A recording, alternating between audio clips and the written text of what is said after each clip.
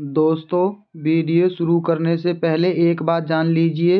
ये वीडियो बहुत ही महत्वपूर्ण होने वाली है, क्योंकि हम और चैनलों की तरह ना तो फालतू की बातों में समय बर्बाद करते हैं।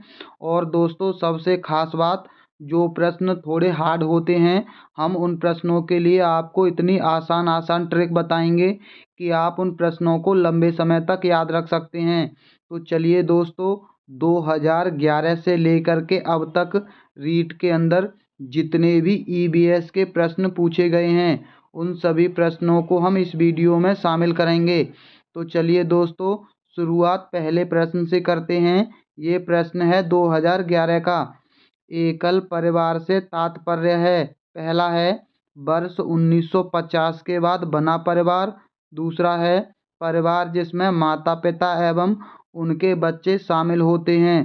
तीसरा है संपूर्ण परिवार, जिसमें बच्चे, उनके माता पिता तथा दादा दादी हों, या केवल पति पत्नी। दोस्तों, एकल परिवार का जो सही जवाब है, ऑप्शन दूसरा है, परिवार जिसमें माता पिता एवं उनके बच्चे शामिल होते हैं। दोस्तों, यहाँ समझ लीजिए, चार्ट के माध्यम से आप जिंदगी भर नहीं भूलोगे। दोस्तों, अगर इनका कोई बच्चा होता है, कितने भी बच्चे हों या एक बच्चा हो, तो ये एकल परिवार कहलाएगा। लेकिन अगर इस बच्चे की शादी हो जाती है, तब भी ये साथ में रहता है, तब ये संयुक्त परिवार कहलाता है। दोस्तों, चाहे इनका बच्चा पैदा हुआ हो या ना हुआ हो, और बच्चा पैदा हो जाता है, फिर भी ये साथ में रहते हैं, तो भी ये संपूर्ण परिवार यानी संयुक्त परिवार कहलाता है। दोस्तों, एकल परिवार में माता पिता उनके बच्चे, और संयुक्त परिवार में बच्चों की बीवियां, तब ये परिवार संयुक्त हो जाता है। आप इस चीज़ को विशेष करके ध्यान रखना। तम्बाकू की आदत किससे होती है? ऑप्शन है कोकीन से, कैफीन से, निकोटीन से, या हिस्टामिन से। दोस्तों, तम्बाकू की आदत हमेशा निकोटीन से होती है, और कैफीन से होती है चाय और कॉफ़ी की आदत, क्योंकि चाय और कॉफ़ी में कैफीन पाया जाता है। भारत में लड़के व लड़कियों की विवाह योग्य न्यूनतम आयु क्या है? दोस्तों, इसका जवाब तो आप लोग सभी जानते होंगे। 21 वर्ष होती है लड़कों की आयु, और 18 वर्ष होती है लड़कियों की आयु। दोस्तों, अब आप ये सोच रहे होंगे कि जो अभी नया कानून पास हुआ है, जिसमें लड़की की उम्र 21 वर्ष कर दी गई है, अब अगर ये प्रश्न एग्जाम में आता है, तब इसका सही जवाब क्या लगाना है? दोस्तों, आपको अब भी इसका सही जवाब ऑप्शन ए ही लगाना है। लड़कों की 21 वर्ष और लड़कियों की 18 वर्ष। क्यों लगाना है? क्योंकि जो नया कानून आया है उम्र के लिए, वो अभी लोकसभा में पारित हुआ है, राज्यसभा में पास नहीं हुआ है। दोस्तों, जब तक वो राज्यसभा में पास नहीं हो जाता, आपको अगर ये प्रश्न एग्जाम में आता है, तो आपको सही जवाब 21 और 18 ही लगाना है। अगला प्रश्न है, राजस्थान के लोगों का मुख्य व्यवसाय क्या है? पहला है खनन, बेकरी, मुर्गी पालन, कृषि। दोस्तों, इसका जो सही जवाब है, ऑप्शन चौथा, कृषि है। अगला है, राजस्थान में निम्न में से किस स्थान पर शक्कर बनाने का कारखाना नहीं है? पहला है केशवराय पाटन में, निम्बा हेड़ा में, उदयपुर में, भूपाल सागर में। दोस्तों, इसका जो सही जवाब है, ऑप्शन दूसरा है, निम्बा हेड़ा में। इसको कैसे याद रख सकते हैं दोस्तों? नींबू से निम्बा याद रख लीजिए। नींबू होता है खट्टा, और शक्कर होती है मीठी। दोस्तों, मीठे और खट्टे का कोई संबंध नहीं होता है। इससे आप याद रख सकते हैं, निम्बा हेड़ा में शक्कर बनाने का कारखाना नहीं है। अगला प्रश्न देख लीजिए, ठगी अथवा अनुचित व्यापारिक व्यवहार होने पर हमें शिकायत करनी चाहिए। पहला है उपभोक्ता संरक्षण मंच को, जिला मुख्यालय को, तहसील को, ग्राम पंचायत को। दोस्तों, ये उपभोक्ता संरक्षण मंच को इसकी शिकायत की जाती है। अगला प्रश्न है, राष्ट्रपति द्वारा राज्यसभा में कितने सदस्य मनोनीत होते हैं? पहला है 12, 18, 20, 22। दोस्तों, जो इसका सही जवाब है, वो है ऑप्शन ए 12 सदस्य मनोनीत होते हैं। अगला देख लीजिए, जिला औद्योगिक केंद्र किस योजना के तहत शहरी एवं ग्रामीण युवकों को रोजगार मुहैया कराता है? प्रधानमंत्री ग्रामीण सड़क योजना के तहत, प्रधानमंत्री रोजगार योजना के तहत, जवाहर ग्राम समृद्धि योजना के तहत, स्वर्ण जयंती ग्राम स्वरोजगार योजना के तहत। दोस्तों जो इसका सही जवाब है वो है दूसरा, प्रधानमंत्री रोजगार योजना के तहत। अगला प्रश्न देख लीजिए, संसार में अधिकतम ट्यूबवेल किस देश में है? दोस्तों जब प्रश्न भारत का पूछा गया है तो इसका सही जवाब भी भारत होगा। सबसे अधिक जो ट्यूबवेल हैं वो भारत के अंदर पाए जाते हैं। गणगौर का त्योहार मनाया जाता है? पहला है चैत्र शुक्ल तीज को, श्रावण शुक्ल तीज को, भाद्र पक्ष होगा दोस्तों यहाँ, कृष्ण पक्ष अष्टमी को, चैत्र शुक्ल नवमी को। दोस्तों ये जो त्योहार मनाया जाता है ये मनाया जाता है चैत्र शुक्ल तीज को। दोस्तों इस तरह के प्रश्नों में अगर आपको सही जवाब ना पता हो तब आपको एक ट्रिक लगानी चाहिए। वो ट्रिक है, जैसे तीज तीज 2 बार दे रखा है, शुक्ल शुक्ल 2 बार दे रखा है और चैत्र चैत्र 2 बार दे रखा है। दोस्तों ये तीनों चीज़ें 2-2 बार दे रखी हैं। इसका सही जवाब इस आधार पर ऑप्शन ए लगा लीजिए। इस तरह के प्रश्न में लगभग 80 से 85% सही जवाब इस ट्रिक से निकल आता है। अगला प्रश्न देख लीजिए, राजस्थान में झीलों की नगरी है? पहला है जयपुर, जोधपुर, उदयपुर, अजमेर। दोस्तों इसका जो सही जवाब है वो है ऑप्शन तीसरा, उदयपुर। दोस्तों आपने इस चीज़ को झीलों की नगरी कैसे याद रख सकते हैं? आपने उगते हुए सूरज का चित्र तो देखा होगा बना हुआ बचपन में, उसके साथ आप एक झील जरूर बनाते हैं। जब भी उदय होता है सूरज उसके साथ झील नज़र जरूर आती हैं। आप इसको ऐसे जोड़कर याद रख सकते हैं, उदयपुर झीलों की नगरी। अगला प्रश्न देख लीजिए, विजय स्तंभ किसने बनवाया? पहला है राणा महाराणा कुंभा ने, महाराणा शागा ने, महाराणा प्रताप ने, महाराजा जयसिंह ने। दोस्तों जो इसका सही जवाब है वो है ऑप्शन पहला, महाराणा कुंभा ने।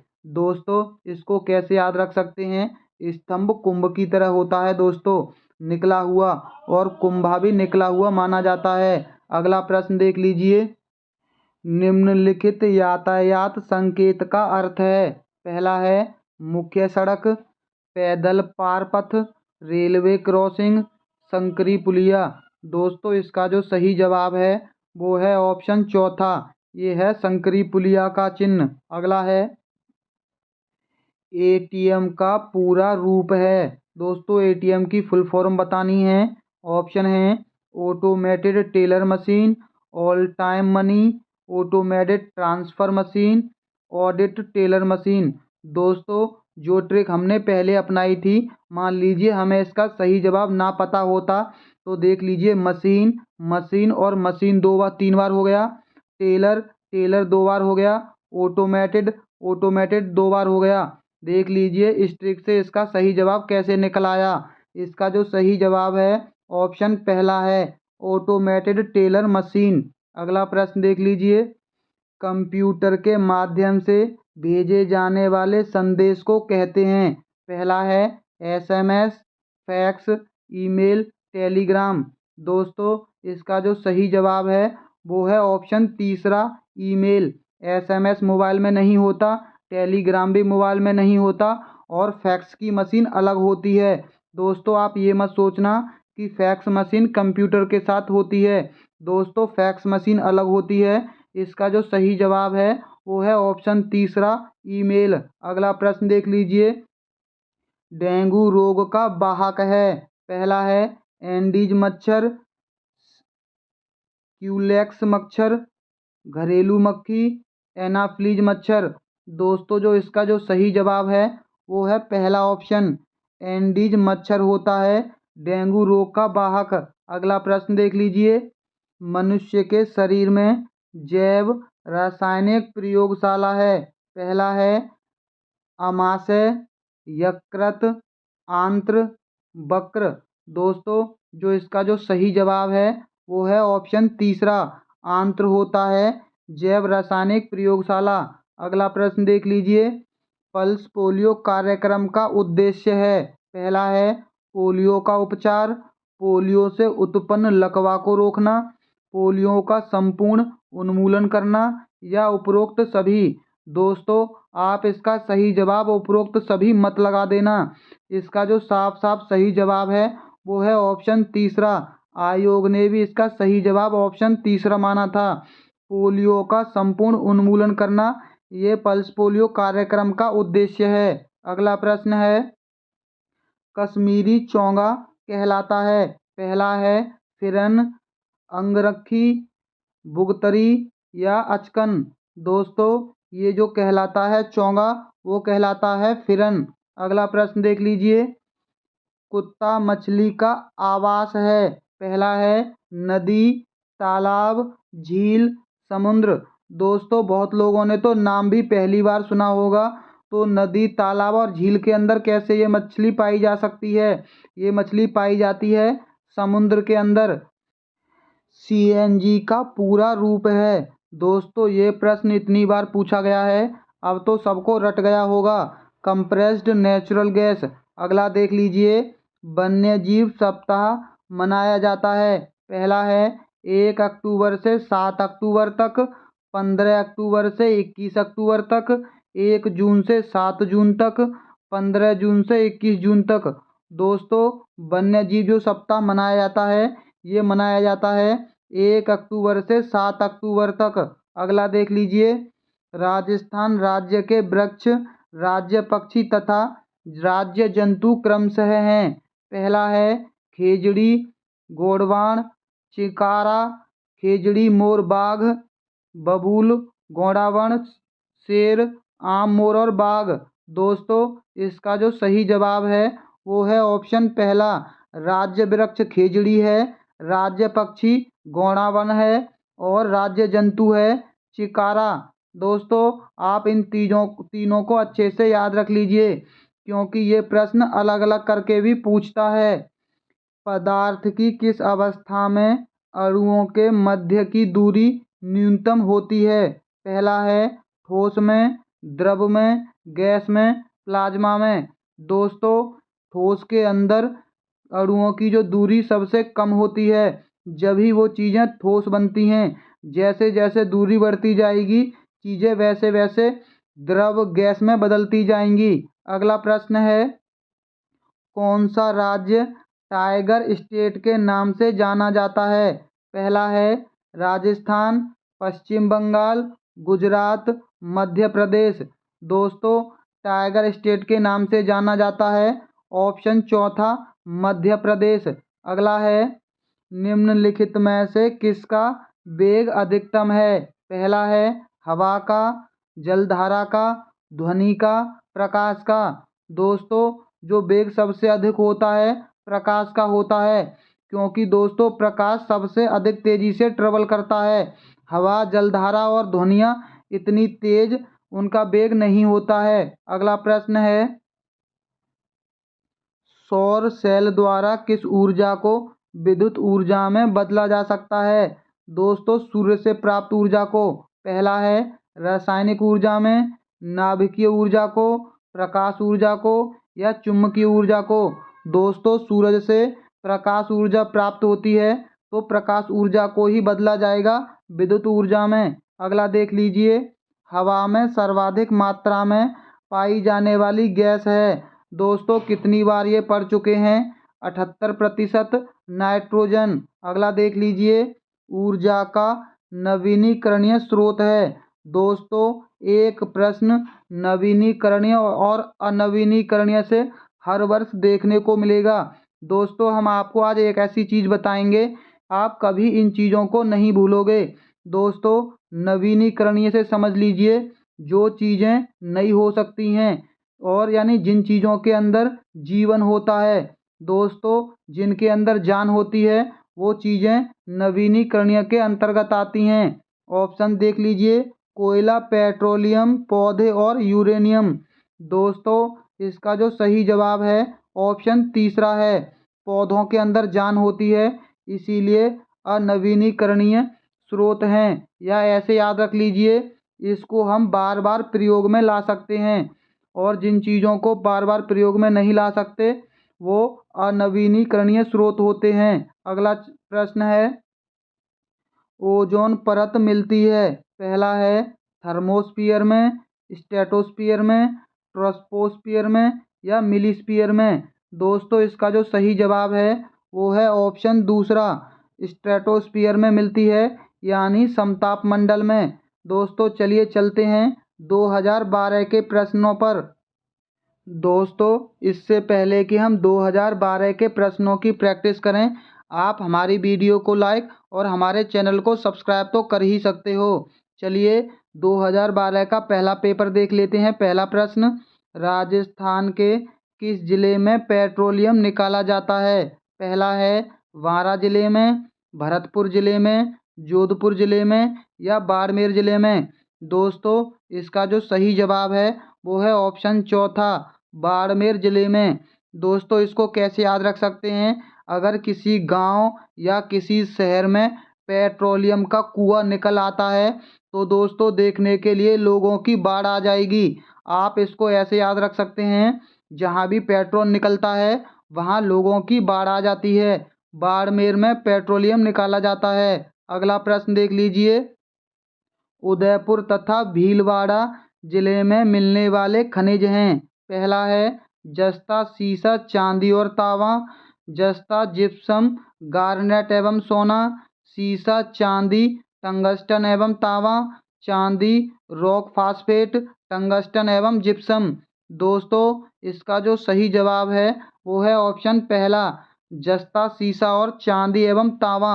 ये उदयपुर और भीलवाड़ा में निकलता है। अगला है, चंद्र ग्रहण होता है जब। ऑप्शन है पृथ्वी, सूर्य एवं चंद्रमा के बीच होती है। दूसरा है चंद्रमा पृथ्वी एवं सूर्य के बीच होता है। तीसरा है पृथ्वी, सूर्य, पृथ्वी एवं चंद्रमा के बीच होता है।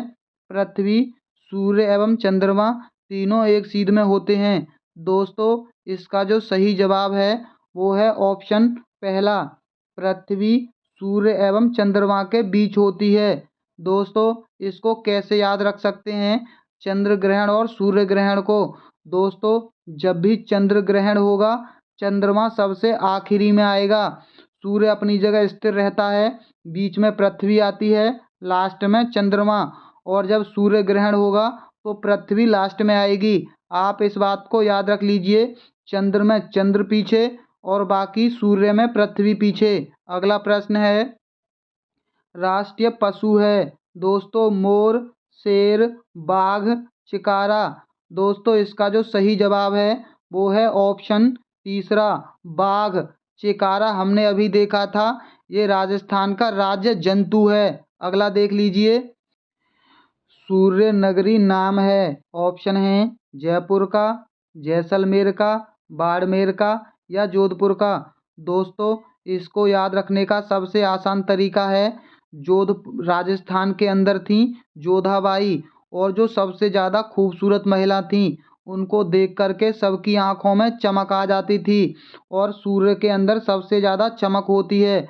आप इसे या तो ऐसे याद रख सकते हैं या दूसरा तरीका इसको याद रखने का है कि जोधाबाई ने जो खुद को मृत्यु की थी अपनी, यानी उन्होंने अपना आत्मदाह किया था आग में जलकर। जब उन्होंने अपनी मृत्यु हुई थी तो वो आग में जल गई थी। जोधाबाई आग में जली, और सबसे ज़्यादा आग किस में पाई जाती है? सूर्य के अंदर। दोस्तों इससे आप इसे याद रख सकते हैं। अगला प्रश्न देख लीजिए दोस्तों, यहाँ इसके बारे में जानकारी है, आप इसे पढ़ लेना। अगला प्रश्न देख लीजिए, वातावरण के अनुरूप पौधों एवं जंतुओं में पाए जाने वाले शारीरिक लक्षणों को कहते हैं। पहला है अनुकूलन, परजीविता, रूपांतरण या इनमें से सभी। दोस्तों इसको कहते हैं अनुकूलन, जो वातावरण के अनुसार ढल जाता है वो अनुकूलन कहलाता है। अगला देख लीजिए, हमारे राज्य का पक्षी अभयारण्य किन जिलों में स्थित है? पहला है सवाई माधोपुर में, अलवर में, भरतपुर में या उदयपुर में। दोस्तों ये है उदयपुर में स्थित। अब इसको कैसे याद रख सकते हैं दोस्तों, जब भी सूरज उदय होता है तो पक्षी अपने घरों से निकलते हैं या पक्षी चहचहाते हैं। दोस्तों उदय होने पर पक्षी निकलते हैं, आप इसको ऐसे याद रख सकते हैं। और हमने बताया था कि जब भी सूरज उदय होता है तो झीलों के साथ, यानी इसका सही जवाब ऑप्शन चौथा पक्षी अभयारण्य भी है। और उदयपुर के क्या कहते हैं, झीलों की नगरी। अगला देख लीजिए, भरतपुर को सन 1981 में पक्षी विशेषज्ञ डॉक्टर सलीम अली के प्रयासों से पक्षी अभयारण्य का दर्जा दिया गया और 1985 में इसे विश्व धरोहर का दर्जा मिल चुका है। दोस्तों ये बर्ड सेंचुरी साइबेरियन सारस के लिए दुनिया भर में प्रसिद्ध है। अगला प्रश्न देख लीजिए, निम्न में से कौन सा कथन वायु के संबंध में सही नहीं है। दोस्तों गलत बताना है। पहला है वायुयान उड़ते हैं, वायु में दोस्तों वायुयान उड़ते हैं, बिल्कुल सही कथन है। वायु में भार होता है, ये भी बिल्कुल सही कथन है। वायु स्थान घेरती है, ये भी बिल्कुल सही कथन है। दोस्तों इसका जो सही जवाब होगा वो है ऑप्शन चौथा, वायु में रंग होता है। ये कथन गलत है, वायु के अंदर कोई भी रंग नहीं होता है। अगला प्रश्न देख लीजिए, घड़ी की स्प्रिंग में संग्रहित ऊर्जा है। पहला है यांत्रिक ऊर्जा, ऊष्मा ऊर्जा, प्रकाश ऊर्जा, विद्युत ऊर्जा। दोस्तों घड़ी की जो स्प्रिंग होती है वो घड़ी के अंदर होती है और अंदर की ऊर्जा को कहते हैं यांत्रिक ऊर्जा। इस ट्रिक से आप इसे याद रख सकते हैं। अगला देख लीजिए, पीने के पानी में रोगाणु नाशक डालते हैं। पहला है पोटेशियम परमैंगनेट तथा क्लोरीन, पोटेशियम क्लोराइड तथा क्लोरीन, सोडियम क्लोराइड तथा ऑक्सीजन, पोटेशियम सल्फाइड तथा क्लोरीन। दोस्तों पानी के अंदर डाला जाता है ऑप्शन ए पोटेशियम परमैंगनेट तथा क्लोरीन। दोस्तों अगला प्रश्न देख लीजिए, मूल्यांकन का मुख्य उद्देश्य है। पहला है अनुशासन बनाए रखना, दूसरा है केवल परीक्षा करवाना, तीसरा है केवल प्रश्न पत्र बनवाना, अधिगमकर्ता की उपलब्धि जानना एवं सुधार लाना। दोस्तों मूल्यांकन का जो सबसे सही जवाब ऑप्शन चौथा है। वैसे भी अनुशासन के लिए किया गया कार्य नकारात्मक और केवल शब्द तो नकारात्मक सीटेट में माना ही गया है। अगला देख लीजिए, निम्न में से कौन सी क्रिया विज्ञान शिक्षण में पाठ्य सहगामी है। पहला है विज्ञान क्लब, श्रव्य दृश्य सामग्री, पाठ्य पुस्तक, श्यामपट्ट। दोस्तों इसका जो सही जवाब है वो है ऑप्शन पहला विज्ञान क्लब। अगर इसके अंदर विज्ञान शब्द ना दे रखा होता तब इसका सही जवाब श्रव्य दृश्य सामग्री हो जाता। अगला प्रश्न देख लीजिए, पानी में से अशुद्धि, दही से मक्खन और गेहूं से छोटे कंकर आदि को अलग करने की क्रिया को कहते हैं। पहला है अवसादन, पृथक्करण, छानना, ऊर्ध्वपातन। दोस्तों इसका जो सही जवाब है वो है ऑप्शन दूसरा, इसे पृथक्करण कहते हैं। बाकी के जो तीनों ऑप्शन दे रखे हैं वो पृथक्करण के प्रकार हैं। अगला देख लीजिए, निम्न में से कौन सा कथन सही है।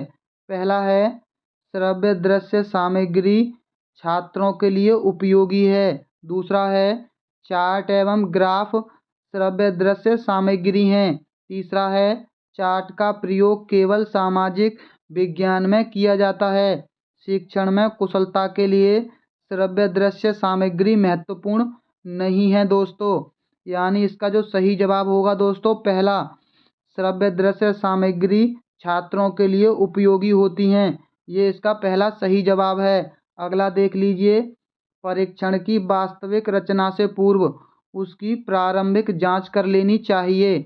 इस प्रारंभिक जांच को कहते हैं। पहला है परीक्षण की योजना बनाना, परीक्षण की तैयारी करना, पायलट स्टडी करना या अंतिम प्रारूप। दोस्तों इसका जो सही जवाब है वो है ऑप्शन तीसरा, पायलट स्टडी यानी परीक्षण दौर। अगला है निम्न में से कौन सा कथन सही है। पहला है एकल परिवार में दहेज प्रथा सामान्य बात है, दोस्तों एकल परिवार हो या कोई से परिवार, दहेज प्रथा सामान्य बात नहीं है। एकल परिवार में बाल श्रम सामान्य बात है। दोस्तों बाल श्रम किसी भी परिवार में सामान्य बात नहीं है। दहेज तथा बाल श्रम सामाजिक बुराइयां हैं।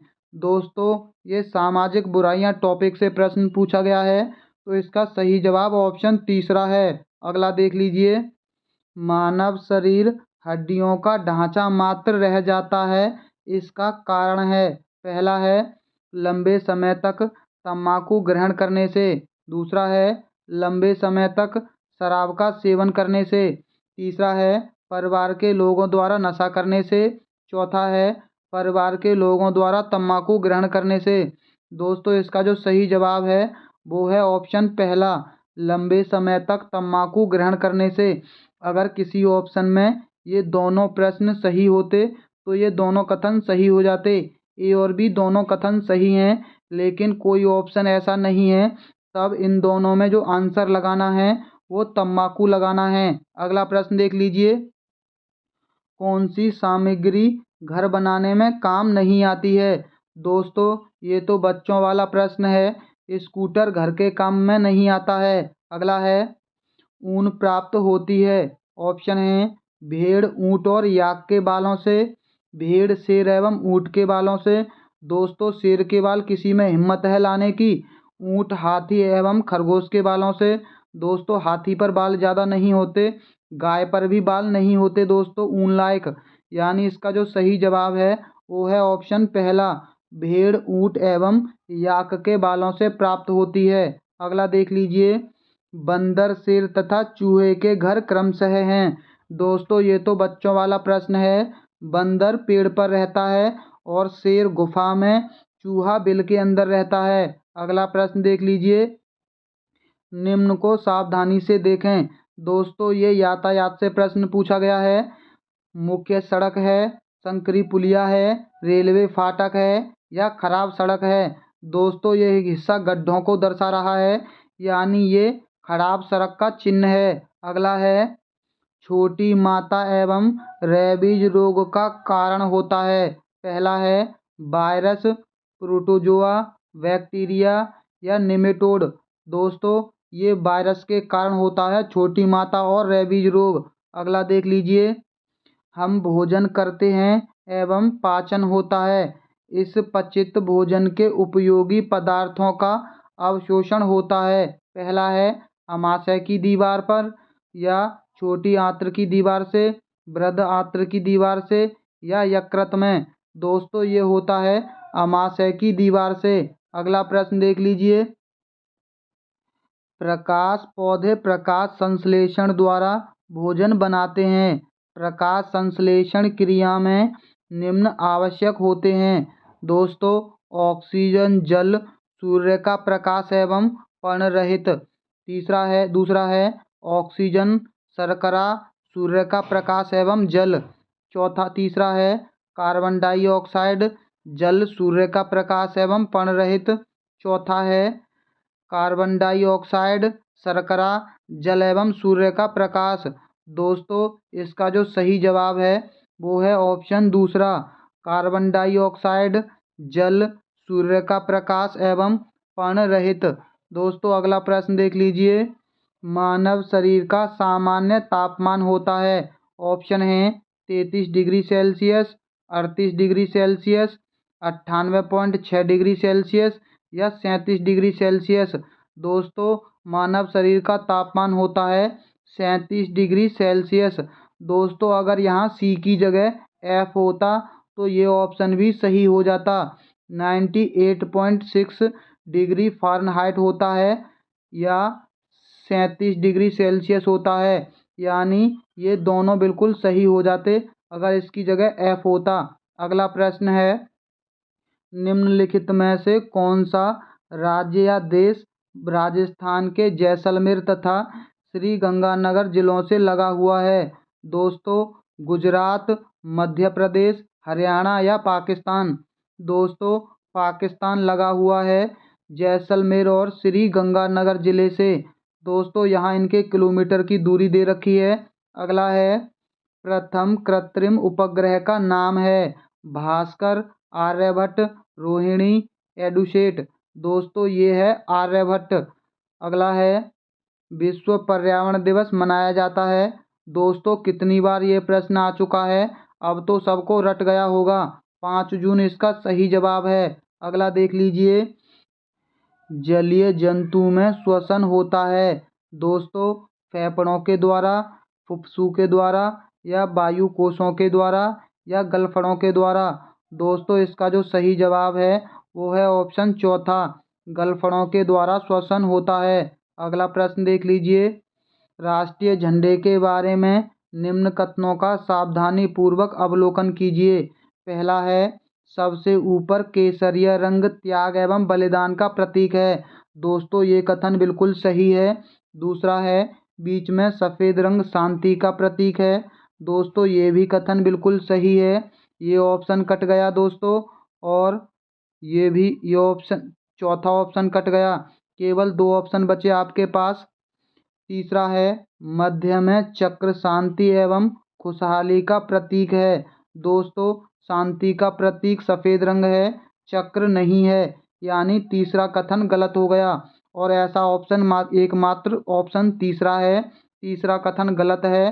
पहला, दूसरा और चौथा बिल्कुल सही है। नीचे हरा रंग शांति एवं खुशहाली का प्रतीक है दोस्तों। अगला प्रश्न है दोस्तों, ये 2015 में पूछे गए प्रश्न हैं। दोस्तों वीडियो को अगर लाइक नहीं किया है तो चलिए वीडियो को तो लाइक कर ही सकते हो। पहला प्रश्न है, अवतल दर्पण के अत्यंत निकट जब बिंब को रखते हैं तो प्रतिबिंब होता है।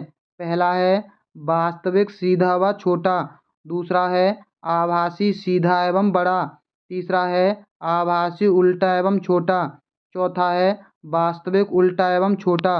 दोस्तों इसका जो सही जवाब है वो है ऑप्शन दूसरा, आभासी सीधा एवं बड़ा।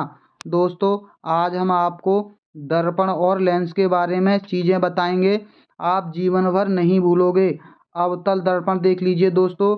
दोस्तों दर्पण में आप आज ही खुद को देखना, आपकी टी शर्ट पर कुछ लिखा हुआ हो तब देखना। आपको उल्टा दिखाई देगा लेकिन आपका चेहरा वास्तविक दिखाई देगा। दोस्तों जब आप दर्पण के बिल्कुल पास जाएंगे तो आपके सीने पर जो टी शर्ट पर लिखी हुई चीज़ हैं वो छुप जाएगी, केवल आपका चेहरा दिखाई देगा, तो आपको सीधा दिखाई देगा। यानी आप इस चीज़ से याद रख सकते हैं दोस्तों कि जब भी दर्पण के पास हम जाते हैं हमारा चेहरा हमें केवल सीधा दिखाई देता है, और उससे दूर जाते हैं तो हमारी टी शर्ट पर लिखी हुई चीज़ें उल्टी दिखाई देती हैं। दोस्तों अब यहाँ बात कर लेते हैं उत्तल दर्पण की। दोस्तों उल्टा दर्पण, इसको ऐसे याद रख लीजिए, उत्तल की जगह उल्टा रख लीजिए, और जब उल्टा दर्पण होगा तो हम सीधे दिखाई देंगे दोस्तों। अब बात आती है लेंस की। दोस्तों लेंस में चीज़ें बदल जाती हैं। जब भी हम तल पर लेंस को रखते हैं तो सीधा होता है, और उल्टा लेंस उल्टा दिखाता है। दोस्तों आप इसको ऐसे याद रख सकते हैं। अगला प्रश्न देख लीजिए, निम्नांकित में से कौन सा भारत के 3 जैव विविधता हॉटस्पॉट में से एक है। पहला है अरावली हिल्स, खासी हिल्स, हिमालय, उपरोक्त में से कोई नहीं। दोस्तों ये है हिमालय। चलिए तीनों को देख लीजिए, जो जैव विविधता हॉटस्पॉट हैं, हिमालय, भारत वर्मा और सुंदरवन। दोस्तों पश्चिमी घाट और श्रीलंका, ये 4 भारत के अंदर हॉट स्पॉट हैं। अगला प्रश्न देख लीजिए, राजस्थान का राज्य पशु कौन सा है। बाघ, गाय, ऊंट, भेड़। दोस्तों इसका जो सही जवाब है वो है ऑप्शन तीसरा, ऊंट। अगला प्रश्न देख लीजिए दोस्तों, यहाँ ऊंट के बारे में जानकारी है। निम्नलिखित में से कौन सा कथन सही है। पहला है, सभी धातुएं तन्य होती हैं। दूसरा है, सभी धातुएं अधातुएं तन्य होती हैं। सामान्यतः धातु तन्य होती हैं, कुछ अधातु तन्य होती हैं। दोस्तों धातु के बारे में जो सबसे सही कथन है वो है ऑप्शन तीसरा, सामान्यतः धातुएं तन्य होती हैं। अगला प्रश्न देख लीजिए, वायु प्रदूषण का कौन सा स्रोत नहीं है। पहला है वाहन, उद्योग, ठोस अवशिष्ट, धूल के कण। दोस्तों, ठोस अवशिष्ट ये वायु प्रदूषण के नहीं होते, क्योंकि वायु हल्की चीज़ों को उड़ा सकती है, ठोस चीज़ों को नहीं उड़ा सकती। अगला प्रश्न है, निम्नलिखित में से कौन सा रामसर घोषणा की सूची में नम क्षेत्र नहीं है? पहला है वुलर झील, रुद्रसागर झील, केवलादेव राष्ट्रीय उद्यान, राजसमंद झील। दोस्तों, इसका जो सही जवाब है वो है ऑप्शन चौथा, राजसमंद झील। ये रामसर साइट के साथ नहीं है। दोस्तों, भारत में अब तक 85 रामसर साइट हैं और इन सब के बारे में यहाँ जानकारी दे रखी है कि कौन सा कहाँ है। अगला देख लीजिए, राजस्थान में कौन सा नवीनीकरणीय संसाधन नहीं है? दोस्तों, ये देख लीजिए, नवीनीकरणीय से दोबारा प्रश्न पूछा गया, यानी जो चीज़ हम बार बार प्रयोग कर सकते हैं। जल विद्युत, प्राकृतिक गैस, पवन ऊर्जा, सौर ऊर्जा। दोस्तों, जल विद्युत को हम बार बार यूज कर सकते हैं, पवन ऊर्जा को बार बार यूज कर सकते हैं, और सौर ऊर्जा को, गैस को हम बार बार यूज नहीं कर सकते। दोस्तों, गैस एक बार जलकर फूक जाती हैं, आप इसको ऐसे याद रख लीजिए। इसका जो सही जवाब है वो है ऑप्शन दूसरा, प्राकृतिक गैस नवीनीकरणीय संसाधन नहीं बल्कि अनवीनीकरणीय है। अगला देख लीजिए, विज्ञान प्राकृतिक विषय का व्यवस्थित ज्ञान एवं धारणाओं के मध्य संबंधों का तार्किक अध्ययन है, जिनमें ये विषय व्यक्त होते हैं। उपयुक्त विज्ञान की परिभाषा किसने दी? पहला है W.C. डैम्पियर ने, तीसरा है B.S. ब्लूम ने, कार्ल पॉपर ने, या J.W.N. सुलिवन ने। दोस्तों, इसका जो सही जवाब है वो है ऑप्शन पहला, W.C. डैम्पियर ने दी थी ये परिभाषा। अगला है दोस्तों, निम्न में से किसमें उद्यान कृषि का अध्ययन किया जाता है? पहला है बॉटनी में, हॉर्टिकल्चर में, जियोलॉजी में, या एनाटॉमी में। दोस्तों, ये किया जाता है, इसका सही जवाब ऑप्शन दूसरा है, हॉर्टिकल्चर में इसका प्रयोग किया जाता है। दोस्तों, बॉटनी में अध्ययन किया जाता है वनस्पति विज्ञान में पादपों का, और जियोलॉजी में अध्ययन किया जाता है भूविज्ञान जिसमें पृथ्वी संबंधी का, और एनाटॉमी में शरीर रचना विज्ञान जिसमें शरीर के अंग एवं प्रत्यय की रचना का अध्ययन किया जाता है। अगला देख लेते हैं, निम्नलिखित में से कौन सा प्राथमिक स्तर पर विज्ञान शिक्षण का वांछित उद्देश्य है? पहला है विज्ञान के तथ्यों और सिद्धांतों एवं उनके अनुप्रयोगों को जानना। दूसरा है प्राकृतिक जिज्ञासा, सौंदर्यपरकता की अनुभूति तथा विज्ञान एवं प्रौद्योगिकी में सृजनात्मकता का पोषण करना। तीसरा है ईमानदारी, सत्यनिष्ठा और सहयोग के मूल्यों को आत्मसात करना। दोस्तों, इसका जो सही जवाब है वो है ऑप्शन चौथा, उपरोक्त सभी कथन बिल्कुल सही हैं। अगला है पर्यावरण अध्ययन के अधिगम का सिद्धांत कौन सा है?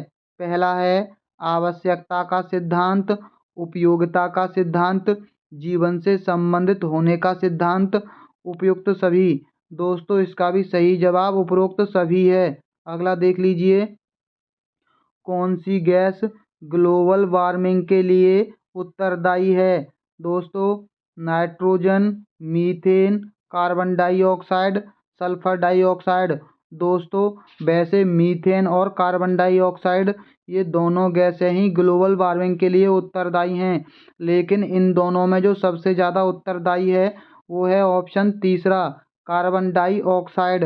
दोस्तों, carbon dioxide, nitrous oxide, methane, chlorofluorocarbon, इसे CFC गैस भी बोलते हैं, वाष्प और ओजोन, ये सारी चीज़ें ग्लोबल वार्मिंग के लिए उत्तरदायी गैसें हैं। अगला प्रश्न देख लीजिए, प्रयोजन विधि में कितने मुख्य सोपान प्रयुक्त होते हैं? पहला है 4, 3, 8, 6। दोस्तों, प्रयोजन विधि के अंतर्गत 6 सोपान प्रयुक्त होते हैं। 6 सोपान यहाँ दे रखे हैं। 6 हैं नियोजन, प्रतिस्थिति प्रदान करना, क्रियान्वय, योजना के उद्देश्य, चयन, या मूल्यांकन और सारांश लेखन। दोस्तों, प्रयोजन विधि का प्रारंभ जॉन डीवी ने किया था। यह विधि किलपैट्रिक के प्रयोजनवाद पर आधारित है। अगला प्रश्न देख लीजिए दोस्तों। छोटी कक्षाओं में पर्यावरण अध्ययन विषय में रुचि उत्पन्न करने के लिए पढ़ाने का तरीका होना चाहिए। दोस्तों, आगमन, मनोरंजन एवं खेल संबंधी, रटने का, निगमन का। दोस्तों, मनोरंजन एवं खेल संबंधी होना चाहिए। अगला देख लीजिए। विशिष्ट से सामान्य का सिद्धांत निम्न में से किस में प्रयोग होता है? पहला है विश्लेषण विधि में, स्वतः शोध विधि में, संश्लेषण विधि में या आगम विधि में। दोस्तों, ये प्रयोग होता है आगम विधि में। अगला है कौन सी प्रक्षेपित सामग्री है? दोस्तों, प्रक्षेपित सामग्री वो होती हैं जो हमेशा बिजली से चलती हैं, और जो अप्रक्षेपित होती हैं वो बिजली से नहीं चलती हैं। पहला ऑप्शन है बुलेटिन बोर्ड, OHP, प्रतिमान, प्लेन बोर्ड। दोस्तों, इसका जो सही जवाब है वो है ऑप्शन दूसरा, OHP यानी ओवरहेड प्रोजेक्टर।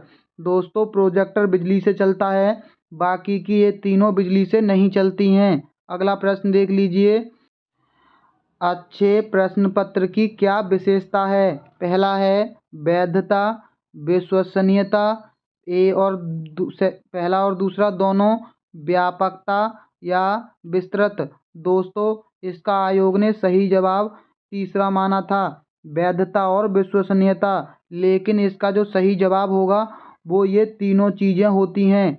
व्यापकता भी इसके साथ जुड़ जाती है। बाद में आयोग ने इसका 1 नंबर सबको दिया था। दोस्तों, ये बात याद रखना, वैधता, विश्वसनीयता और व्यापकता ये तीनों अच्छे प्रश्न पत्र की विशेषता होती हैं। अगला प्रश्न है भारत में बाल विवाह निरोध अधिनियम किस वर्ष पारित किया गया था? पहला है 2006 में, 2008 में, 2011 में, 1997 में। दोस्तों, ये किया गया था 2006 में। दोस्तों, इसको याद रखने का हम आपको एक ट्रिक बताते हैं कि जब भी विवाह होता है तो 7 फेरे लगते हैं दोस्तों, और इसका जो योग होता है वो होता है 8। 6 और 2 को जोड़कर 8 होता है। जब आप 8 फेरे लगवाएंगे तो ये रोक तो इस पर लग ही जाएगी। इसको आप ऐसे याद रख सकते हैं, विवाह में 7 फेरे लगते हैं, ना कि 8 फेरे। दोस्तों, इसका जो सही जवाब है 2006 है। अगला प्रश्न है दोस्तों, यहाँ इसके बारे में जानकारी दे रखी है, आप इसको पढ़ लेना। अगला प्रश्न है कौन सी विशेषता परिवार की नहीं है? पहला है कम से कम 2 भिन्न लिंग वाले वयस्क साथ रहते हों। दूसरा है प्रत्येक सदस्य की आय भिन्न जमा की जाती हो। तीसरा है वे समान आवास, भोजन और समान सामाजिक क्रियाओं का उपयोग करते हों। चौथा है सुरक्षा एवं बच्चों का साझा उत्तरदायित्व। दोस्तों, इसका जो सही जवाब है वो है ऑप्शन दूसरा, प्रत्येक सदस्य की आय भिन्न जमा की जाती है। दोस्तों, ये परिवार में अलग अलग जमा नहीं की जाती, यानी इसका जो सही जवाब है ऑप्शन दूसरा कथन गलत है। अगला है राष्ट्रीय बाल श्रम उन्मूलन प्राधिकरण की स्थापना कब की गई थी? ऑप्शन है 16 अगस्त 1996 को, 5 जून 1990 को, 22 जुलाई 2002 को, 26 सितंबर 1994 को। दोस्तों, ये की गई थी 26 सितंबर 1994 को। दोस्तों, बहुत लोगों का 94 के आसपास जन्म हुआ होगा, यानी इसके आसपास आप बालक थे और आपसे कोई काम मम्मी पापा नहीं करवाते थे। आप इसको इससे जोड़कर याद रख सकते हैं, बाल श्रम उन्मूलन। अगला है बागवानी के लिए कौन से प्रकार के उर्वरक उपयोगी होता है? पहला है urea, sodium phosphate, DAP, vermi compost. दोस्तों, इसका जो सही जवाब है वो है ऑप्शन चौथा, वर्मी कंपोस्ट। अगला है कौन सा सुमेलित नहीं है? वस्त्र का प्रकार एवं राज्य का। दोस्तों, फिरन जम्मू कश्मीर का है, पानो बाजू पश्चिम बंगाल का है, राहिदे हिमाचल प्रदेश का है, फुलकारी पंजाब का है। दोस्तों इसका जो सही जवाब है वो है ऑप्शन दूसरा, पानो भाजू पश्चिम बंगाल का नहीं बल्कि ये है अरुणाचल प्रदेश का। अगला है, निम्नलिखित में से कौन सा पत्थर राजस्थान में घरों के फर्श बनाने में उपयोग नहीं लिया जाता? पहला है संगमरमर, कोटा स्टोन, घिया पत्थर या सैंडस्टोन। दोस्तों सैलकड़ी का प्रयोग घर के अंदर नहीं किया जाता। अगला है, राजस्थान के कुल लोकसभा सदस्यों की संख्या है। पहला है 20, 25, 22, 24। दोस्तों इसकी जो संख्या है वो है 25 और लोकसभा की है 25, राज्यसभा की है 10 और विधानसभा की है 200।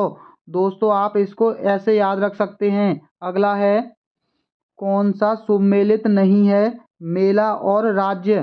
पहला है अंबाजी मेला गुजरात में लगता है, माघ मेला उत्तर प्रदेश और बिहार में लगता है, नैना देवी मेला असम का नहीं है, बाड़ेश्वर मेला राजस्थान का है। दोस्तों नैना देवी मेला हिमाचल प्रदेश के अंदर लगता है। अगला है, राजस्थान स्टेट केमिकल वर्क्स कहाँ स्थित है? पहला है डीडवाना में, नागौर में, बाड़मेर में, परबस्तर में। दोस्तों बाड़मेर के अंदर क्या है?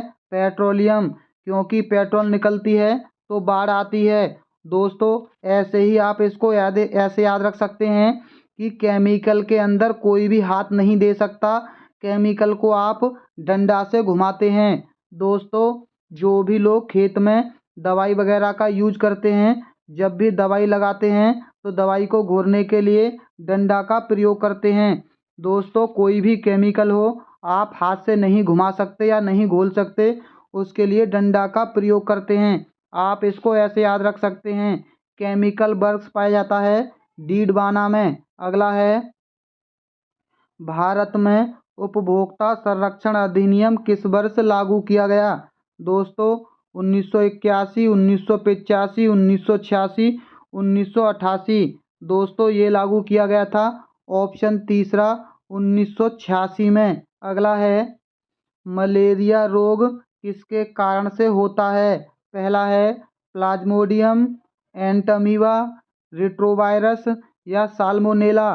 दोस्तों इसका जो सही जवाब है वो है ऑप्शन पहला, प्लाज्मोडियम फाल्सीफेरम से ये मलेरिया रोग होता है। अगला है, पच्छाव उपकला प्राणियों के शरीर में कहाँ मिलते हैं? पहला है अमाशय में, श्वसनिका में, आंत्र में, वायुकोश में। दोस्तों ये पाए जाते हैं श्वसनिका के अंदर। अगला प्रश्न देख लीजिए, निम्नांकित में से कौन सा सरल ऊतक नहीं है? पहला है जाइलम, पेरिनेकाइमा, कोलेनकाइमा, स्क्लेरेनकाइमा। दोस्तों इसका जो सही जवाब है वो है जाइलम। जाइलम एक कठोर ऊतक है यानी जटिल ऊतक। दोस्तों जाइलम जड़ों से पानी व खनिज को पौधों के विभिन्न भागों तक पहुंचाता है। चलिए दोस्तों चलते हैं अगले वर्ष की प्रैक्टिस पर। दोस्तों इससे पहले कि हम इस वर्ष की प्रैक्टिस करें, आपको वीडियो को लाइक तो अब करना ही पड़ेगा। चलिए वीडियो को लाइक कीजिए। पहला प्रश्न है, राजस्थान का राज्य पक्षी कौन सा है? पहला है गौड़ावन, मोर, गिद्ध, सारस। दोस्तों ये प्रश्न पहले पूछा गया था, वहाँ 3 चीज़ दे रखी थी, आपको याद होगा। एक तरफ था चिकारा और एक तरफ था गौड़ावन, यानी इसका जो सही जवाब है वो है ऑप्शन पहला, गौड़ावन। अगला है, निम्नलिखित में से कौन सा सुमेलित है? दोस्तों बॉम्बे नेचुरल हिस्ट्री सोसाइटी नई दिल्ली के अंदर, भारतीय वनस्पति सर्वेक्षण कोलकाता के अंदर, भारतीय वन्यजीव संस्थान कोयम्बटूर के अंदर, भारतीय वनस्पति अनुसंधान संस्थान जोधपुर के अंदर। दोस्तों इसका जो सही जवाब है वो है ऑप्शन दूसरा, भारतीय वनस्पति सर्वेक्षण संस्थान कोलकाता के अंदर है। ये बिल्कुल सही है। बॉम्बे नेचुरल हिस्ट्री सोसाइटी ये नई दिल्ली के अंदर नहीं दोस्तों, बॉम्बे से ही इसका पता चल रहा है। ये मुंबई महाराष्ट्र के अंदर है। और भारतीय वन्यजीव संस्थान है उत्तराखंड के अंदर देहरादून में। और भारतीय वनस्पति अनुसंधान है ये है लखनऊ के यूपी के लखनऊ के अंदर दोस्तों। अगला प्रश्न देख लीजिए, निम्नलिखित में से कौन सा नवीनकरणीय ऊर्जा का स्रोत नहीं है। दोस्तों फिर से नवीनकरणीय ऊर्जा के बारे में प्रश्न पूछा गया है। यहाँ फिर देख लीजिए, तीनों ऑप्शन वही हैं, केवल एक ऑप्शन बदला है। इसका सही जवाब ऑप्शन पहला होगा, जीवाश्म ईंधन। इससे पहले जब पूछा गया था तो यहाँ प्राकृतिक गैस ऑप्शन था। आप खुद देख लीजिए, जल विद्युत, पवन ऊर्जा और सौर ऊर्जा, ये तीनों ऑप्शन सेम टू सेम दे रखे हैं। इसका जो सही जवाब ऑप्शन पहला है, जीवाश्म ईंधन।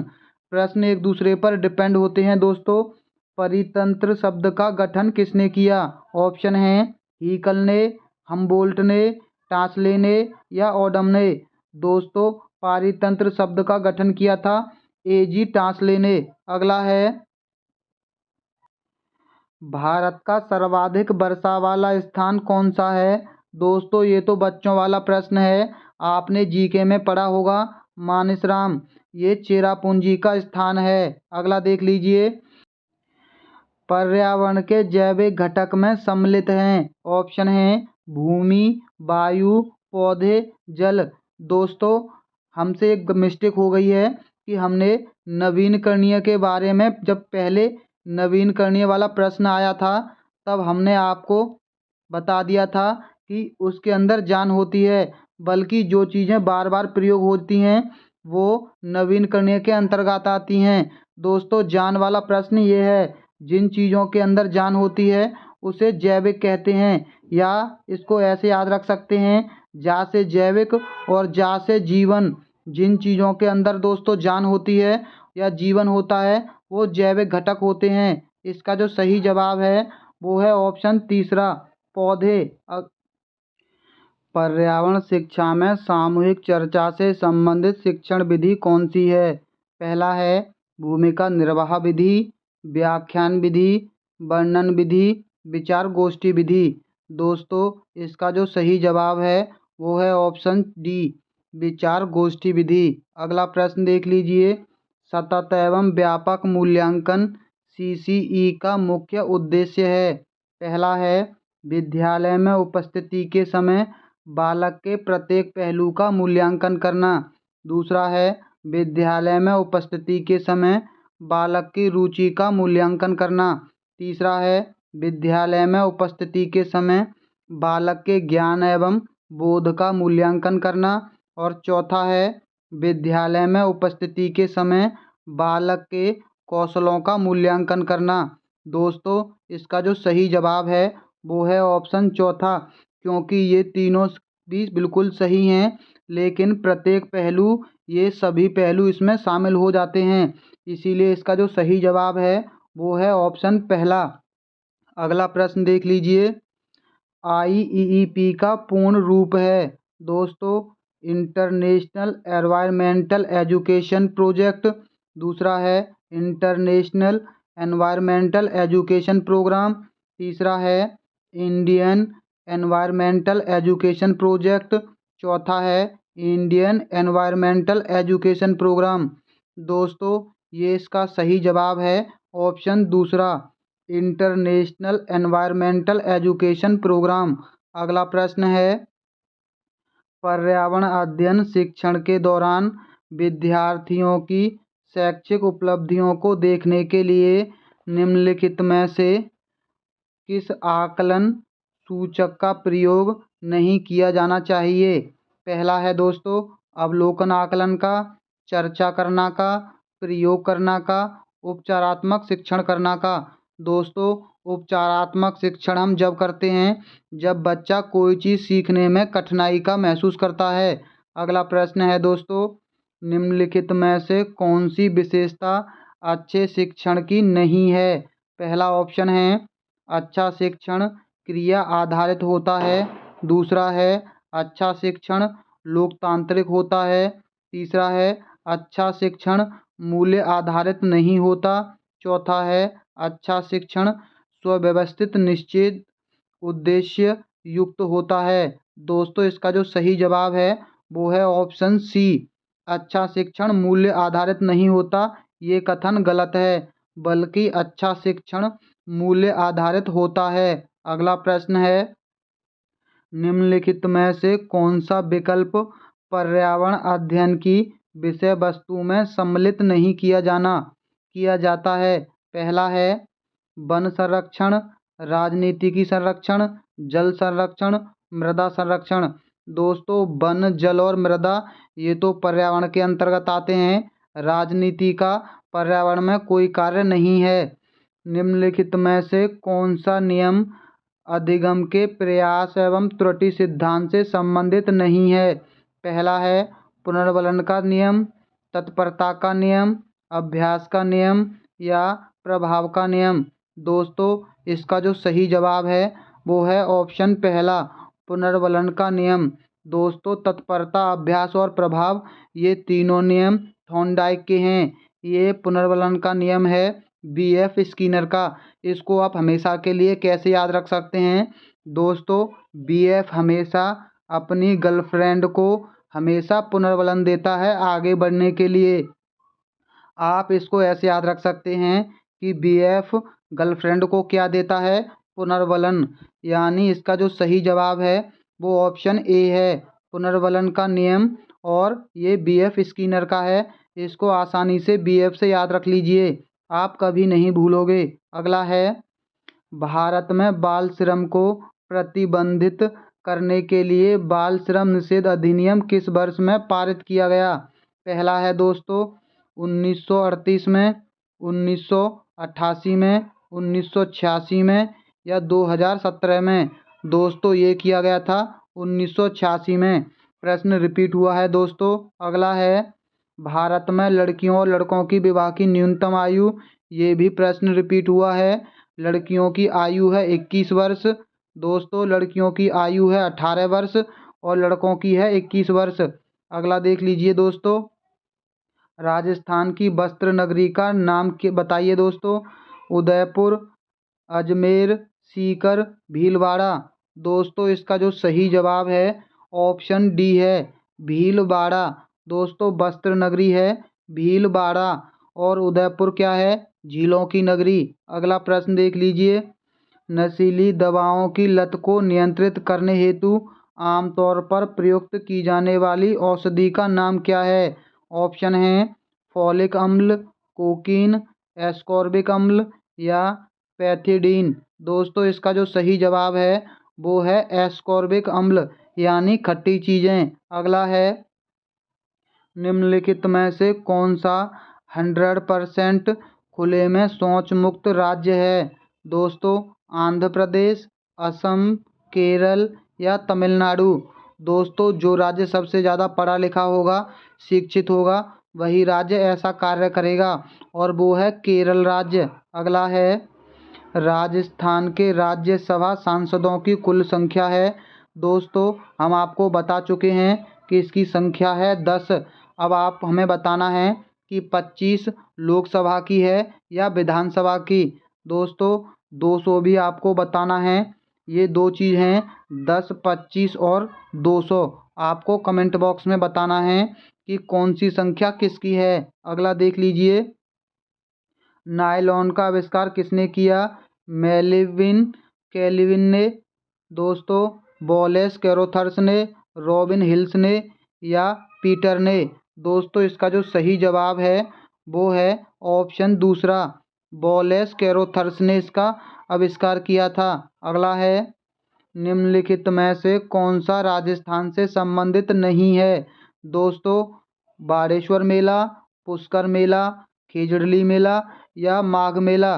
दोस्तों, हमने ये पढ़ा था माघ मेला, ये यूपी से संबंधित है। दोस्तों, यूपी और बिहार के अंदर माघ मेला मनाया जाता है। अगला है, भारत में प्रथम यात्री रेलगाड़ी की शुरुआत कब हुई? दोस्तों, ये तो बच्चों वाला प्रश्न है। ये शुरुआत हुई थी 1853 में। कितनी बार ये प्रश्न पूछा गया है? दोस्तों, 1853 में पहली बार 34 किलोमीटर रेल चली थी ठाणे से मुंबई तक। अगला है, पीसीकल्चर क्या होता है? ऑप्शन है मधुमक्खी पालन, मछली पालन, मुर्गी पालन या उपयुक्त में से कोई नहीं। दोस्तों इसका जो सही जवाब है वो है ऑप्शन दूसरा, पीसी पालन होता है मछली पालन। दोस्तों यहाँ पालन और उसे संबंधित नाम दे रखे हैं। एपीकल्चर होता है मधुमक्खी पालन से, फ्लोरीकल्चर होता है फूलों की खेती से, हॉर्टिकल्चर होता है सब्जी की खेती से, पीसीकल्चर होता है मछली पालन से, वर्मीकल्चर केंचुआ से, बीटीकल्चर अंगूर से और फंगीकल्चर मशरूम की खेती से। दोस्तों बीटीकल्चर इम्पोर्टेंट है, आप इसको याद रख लीजिए। अगला है झामर कोटड़ा खदान प्रसिद्ध है। पहला ऑप्शन है तांबा के लिए, रॉक फास्फेट के लिए, जिंक के लिए या यूरेनियम के लिए। दोस्तों ये रॉक फास्फेट के लिए प्रसिद्ध खदान है। अगला है निम्नलिखित में से कौन सा रोग संक्रामक है। पहला है मधुमेह, हृदयघात, उच्च रक्तचाप, डिप्थीरिया। दोस्तों इसका जो सही जवाब है वो है ऑप्शन डी, डिप्थीरिया। अगला प्रश्न है निम्नलिखित में से कौन सा परीक्षण HIV प्रत्यक्ष संबंधित है। पहला ऑप्शन है विडाल परीक्षण, MP परीक्षण, ESR परीक्षण या एलिसा परीक्षण। दोस्तों इसका जो सही जवाब है वो है ऑप्शन डी, एलिसा परीक्षण HIV से संबंधित है। दोस्तों विडाल परीक्षण होता है टाइफाइड से संबंधित, MP परीक्षण होता है मलेरिया से संबंधित और ESR होता है RBC से संबंधित। अगला प्रश्न देख लीजिए, भारत में पल्स पोलियो टीकाकरण कार्यक्रम कब आरंभ किया गया। पहला ऑप्शन है 1985 में, 2005 में, 1995 में, 1990 में। दोस्तों इसकी शुरुआत हुई थी ऑप्शन सी 1995 में। अगला प्रश्न देख लीजिए दोस्तों, अंतर्राष्ट्रीय जैव विविधता दिवस किस दिन मनाया जाता है। ऑप्शन हैं 21 मई को, 23 मई को, 22 मई को, 24 मई को। दोस्तों इसका जो सही जवाब है वो है ऑप्शन सी 22 मई को। दोस्तों आपको हम एक ऐसी चीज़ बताने वाले हैं कि आप 22 मई नहीं बल्कि 22 मार्च और 22 अप्रैल ये दोनों दिनों को अच्छे से याद रख सकते हैं। दोस्तों मार्च के अंदर आता है होली, और होली हम किससे खेलते हैं, होली खेलते हैं जल यानी पानी से। तो जल दिवस 22 मार्च को मनाया जाता है, जल दिवस। दोस्तों आप इसको याद रख सकते हैं, होली से याद रख लेना जल, और 22 मार्च को क्या मनाया जाता है, जल दिवस। और उसके बाद आता है अप्रैल। दोस्तों हमने जो होली खेली थी वो सारा जल कहाँ जाता है, पृथ्वी के अंदर। तो 22 अप्रैल को कौन सा दिन मनाया जाता है दोस्तों, पृथ्वी दिवस, यानी सबसे पहले जल दिवस उसके बाद पृथ्वी दिवस। दोस्तों हमने जो जल पृथ्वी में दिया था उससे बहुत सारे पेड़ पौधे उगाते हैं, और जब बहुत सारे पेड़ पौधे उगाते हैं तो जैव विविधता बनती है। दोस्तों अप्रैल के बाद आता है मई, तो 22 मई को जैव विविधता दिवस। दोस्तों अब याद रख लीजिए, 22 को मार्च को जल और 22 अप्रैल को पृथ्वी और 22 मई को जैव विविधता दिवस। अगला है विश्व में कांगसू की तरफ से माउंट एवरेस्ट पर सफलतापूर्वक चढ़ने वाली प्रथम कौन है। पहला ऑप्शन है बछेंद्री पाल, संतोष यादव, प्रेमलता अग्रवाल, अनुरिमा सिन्हा। दोस्तों ये हैं संतोष यादव, और माउंट एवरेस्ट पर चढ़ने वाली पहली भारतीय महिला थी बछेंद्री पाल। अगला प्रश्न है भारत में रेडियो प्रसारण की शुरुआत किस वर्ष हुई। दोस्तों 1926 में, 1927 में, 1928 में या 1929 में। दोस्तों इसकी जो शुरुआत हुई थी वो हुई थी 1927 के अंदर। अगला प्रश्न है विटामिन ए की कमी से कौन सा रोग होता है। पहला ऑप्शन है स्कर्वी, रतौंधी, रिकेटस, बेरीबेरी। दोस्तों विटामिन ए की कमी से होता है रतौंधी, सी की कमी से स्कर्वी होता है, डी की कमी से होता है रिकेटस और बी की कमी से होता है बेरीबेरी। अगला प्रश्न है सौर परिवार का सबसे बड़ा ग्रह कौन सा है। दोस्तों ये तो बच्चों वाला प्रश्न है, बृहस्पति सबसे बड़ा ग्रह है। अगला देख लीजिए, विशिष्ट से सामान्य का सिद्धांत निम्नलिखित में से किस में उपयोग होता है? दोस्तों, आगमन विधि में, संश्लेषण विधि में, स्वतः शोध विधि में, विश्लेषण विधि में। दोस्तों, सेम प्रश्न रिपीट हुआ है, ये आगमन विधि में प्रयोग होता है। अगला देख लीजिए, रानीखेत रोग किससे संबंधित है? मछलियाँ से, मधुमक्खियों से, मुर्गियों से या सूअर से? दोस्तों, ये है मुर्गियों से संबंधित। मुर्गियाँ खेत में होती हैं दोस्तों। अगला है, पर्यावरण के जैविक घटक हैं। दोस्तों, जैविक यानी जीवन वाले। इसका जो सही जवाब है ऑप्शन ए पौधे हैं। दोस्तों, सेम प्रश्न रिपीट हुआ है, केवल इनको बदल दिया है। अगला है, वनोन्मूलन का दुष्परिणाम है। पहला है मृदा अपरदन में वृद्धि, मृदा अपरदन में कमी, वन्य जीव जंतुओं की संख्या में वृद्धि, वर्षा में वृद्धि। दोस्तों, इसका जो सही जवाब है वो है ऑप्शन दूसरा, मृदा अपरदन में कमी। वनोन्मूलन का दुष्परिणाम मृदा अपरदन में कमी है। अगला है, अफीम किससे प्राप्त होती है? पहला है पेपावर से, एलोए से या सिनकोना से, सेंट्रेला से। दोस्तों, इसका जो सही जवाब है वो है ऑप्शन पहला, पेपावर सोनिफेरम से प्राप्त होती है। दोस्तों, इसको कैसे याद रख सकते हैं? अफीम को बच्चे किससे पीते हैं? पेपर में लगाकर।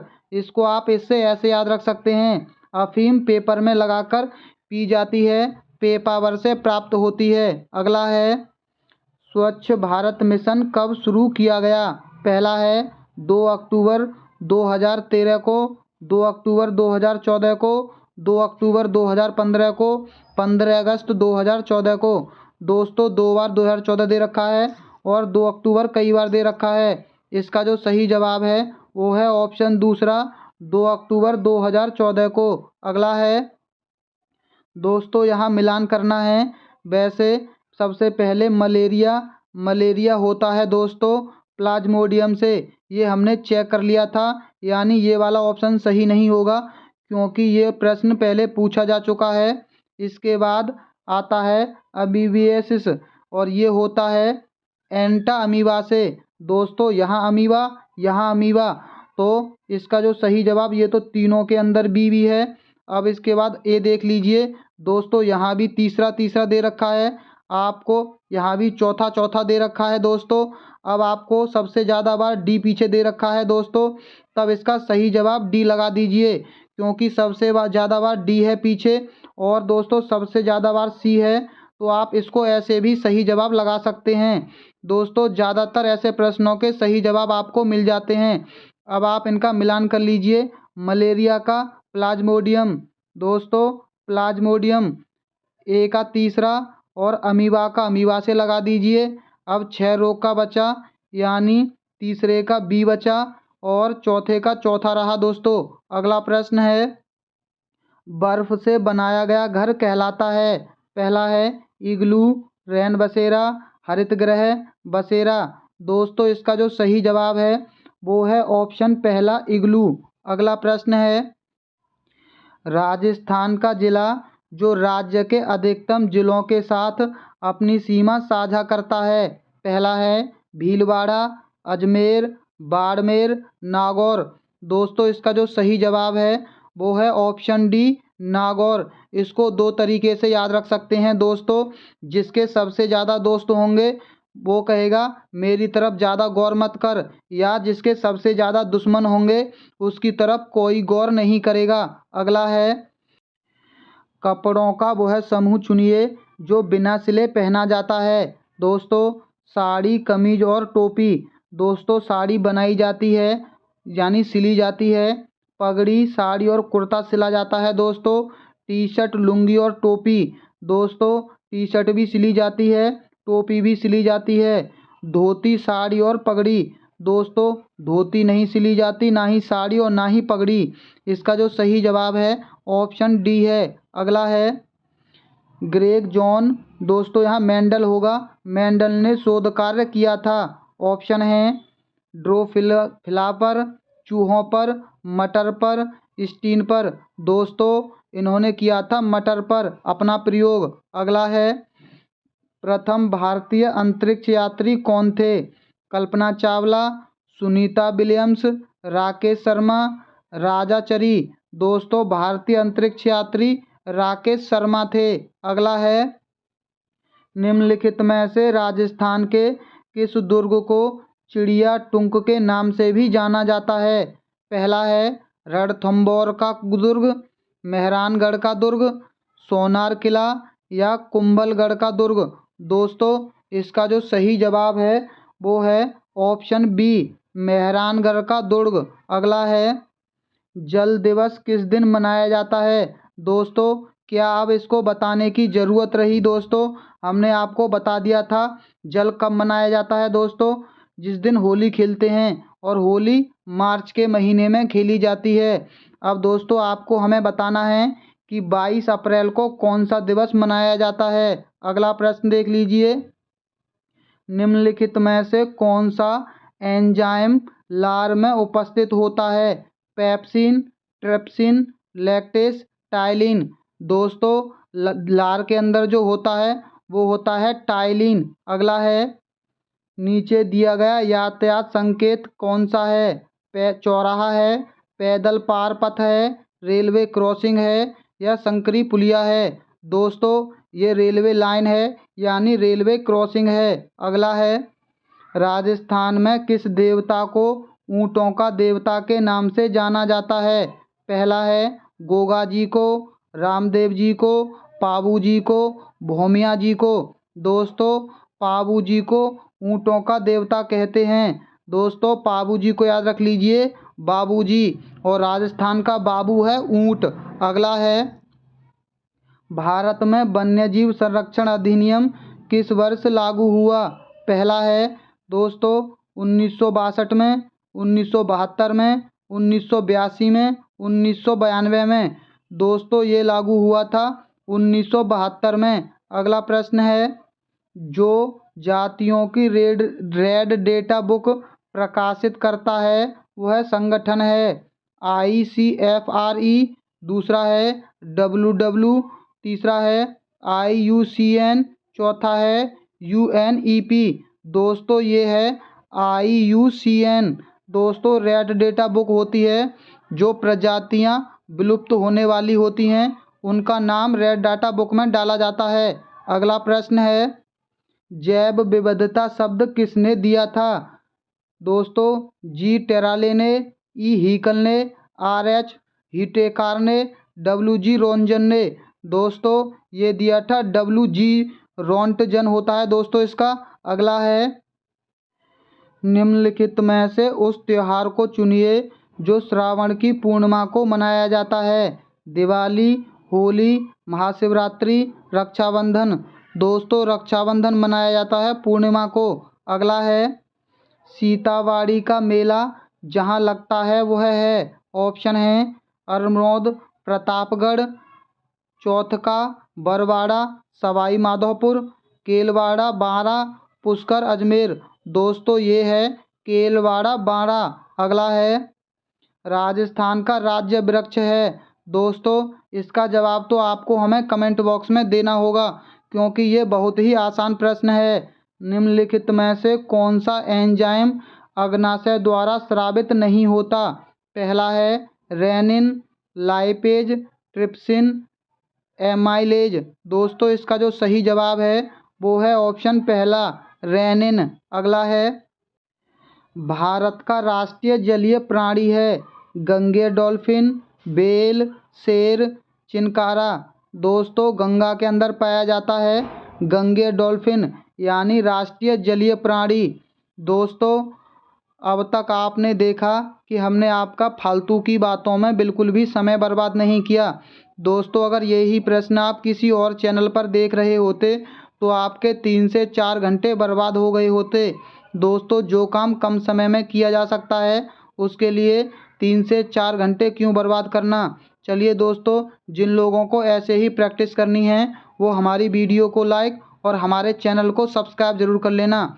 तो चलिए, मिलते हैं बहुत जल्द अगली वीडियो में। वीडियो देखने के लिए बहुत बहुत धन्यवाद।